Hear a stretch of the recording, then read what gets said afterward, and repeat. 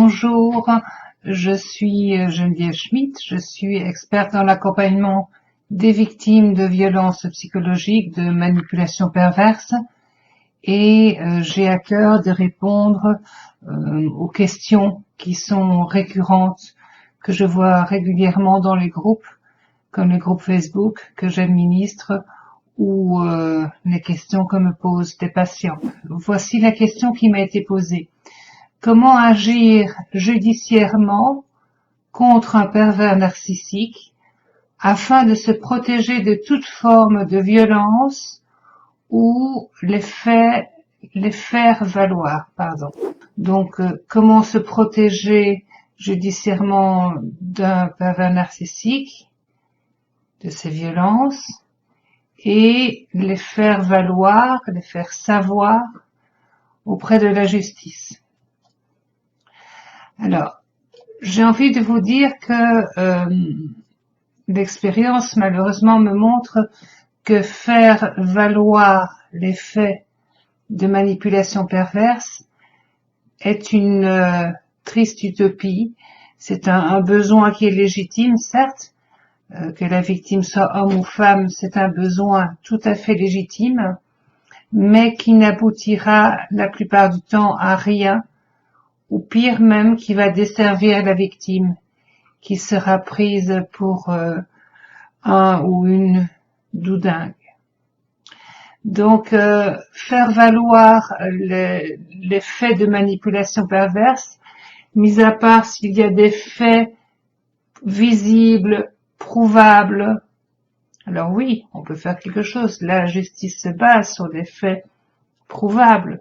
Donc, s'il y a des coups, s'il y a des actions qui sont pour lesquelles il y a des témoins et qui sont clairement anormaux, alors oui, il y a peut-être ou même probablement moyen de déposer plainte et de mettre en marche la machine judiciaire. Mais vraiment, c'est pas fréquent et je pense en tant que psy que ce n'est pas la meilleure solution pour guérir émotionnellement de ces individus.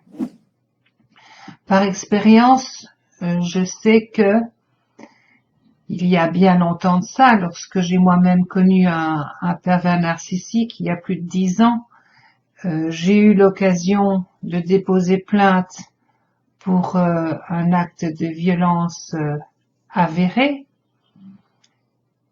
J'ai posé plainte 1 an après les faits, comme cela arrive souvent dans ce genre de drame, et ma plainte a été classée sans suite.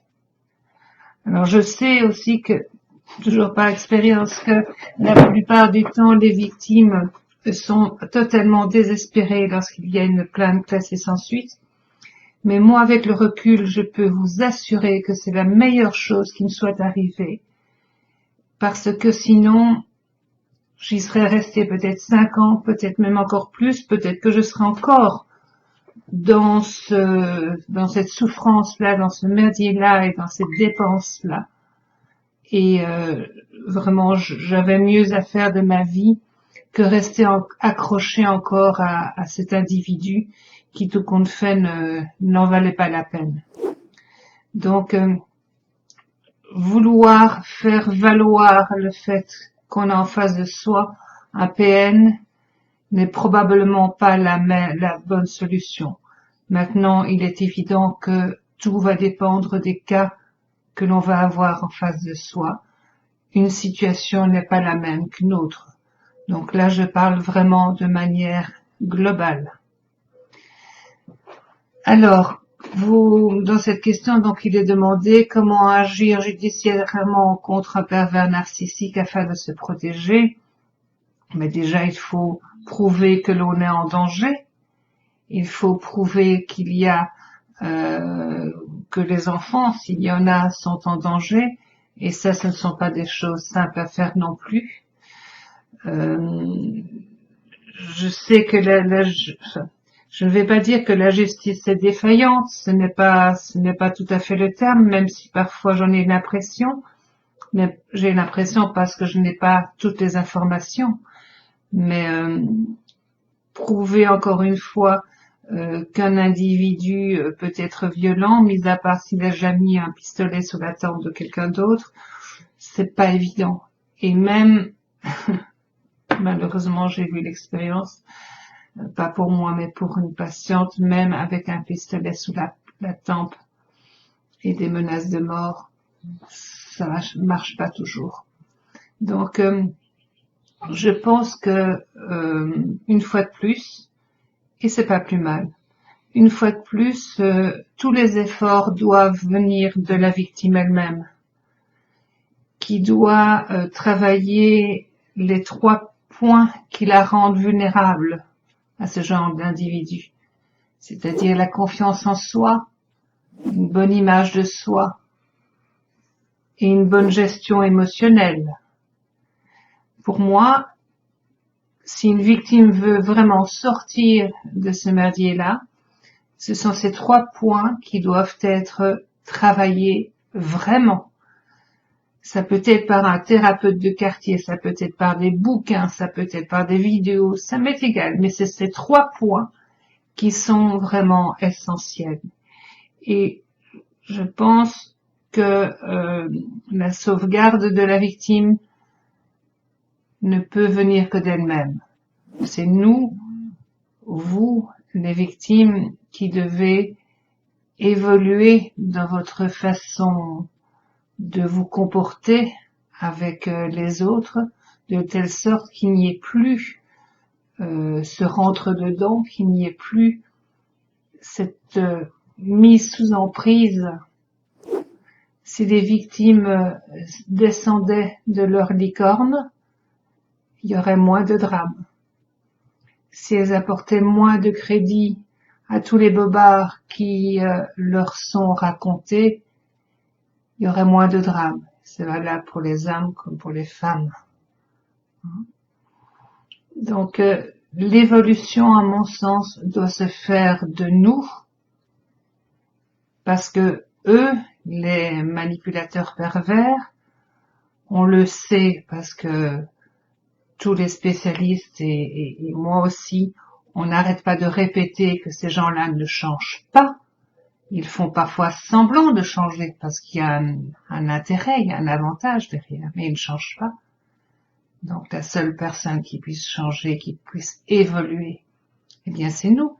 Et c'est pas une punition, c'est au contraire une grande chance qui nous est donnée, que le doigt soit mis sur nos failles, image de soi, confiance en soi, gestion émotionnelle. Ce sont les failles principales des victimes, ce qui amène le syndrome du sauveur, le syndrome Mère Teresa, comme j'ai l'habitude de dire, où on se dit, oui, mais moi je l'aime tellement que je vais pouvoir le sortir de là. Ben non, non, ça marche pas comme ça. Donc, ma conclusion est que il ne faut pas attendre de la justice qu'elle tamponne sur la feuille se rapportant à l'autre pervers narcissique pour aller mieux soi-même. La justice le fait parfois ou par des voies détournées parce qu'elle ne parle pas de pervers narcissique et il ne faut pas leur parler de pervers narcissique, mais il y a d'autres manières d'y arriver. Mais la vraie solution, elle passe par nous-mêmes. Et peu importe ce que la loi, ce que le juge aura décidé, enfin peut-être pas peu importe parce que bien sûr c'est parfois très douloureux, mais quelle que soit la chose que le juge aura décidé, c'est à partir de là qu'il faut se reconstruire, c'est avec cette base-là qu'il faut se reconstruire, et parfois, c'est pas toujours, mais parfois cesser de se battre contre des moulins.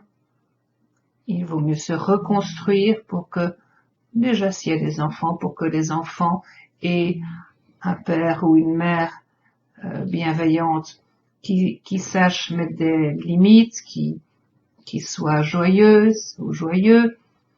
Voilà, c'est important que le parent bienveillant se reconstruise. J'espère que ce petit échange vous aura apporté quelque chose Et si vous avez des questions en particulier à me poser, n'hésitez pas à le faire en dessous de la vidéo. Mais attention de ne pas poser des questions trop personnelles qui permettraient de vous reconnaître. Soyez attentifs à ça. Au revoir.